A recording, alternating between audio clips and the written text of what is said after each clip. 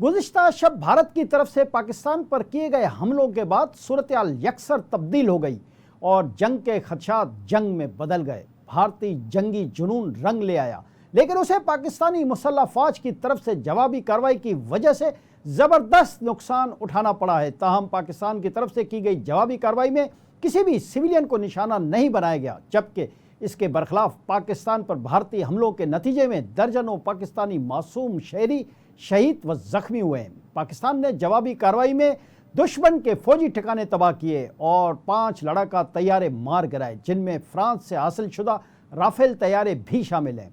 भारतीय तैयारों की तबाही की तस्दीक खुद भारतीय मीडिया और इंटरनेशनल मीडिया ने भी कर दी है। भारत की तरफ से पाकिस्तान पर जंग मुसल्लत करने के बाद आइंदा का लाएअमल तय करने के लिए बुध की दोपहर कौमी सलामती कमेटी का हंगामी इजलास मुनक्किद हुआ।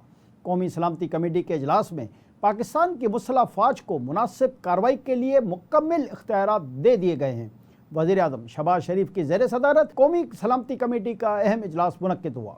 कौमी सलामती कमेटी का इजलास 2 घंटे तक जारी रहा।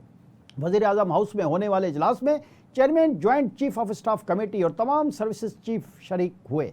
ज़राए के मुताबिक वज़ीर-ए-आज़म शहबाज शरीफ ने अरकान असम्बली को एतमाद में लेने का फ़ैसला किया है और उन्होंने फिर कौमी असम्बली से खिताब भी किया।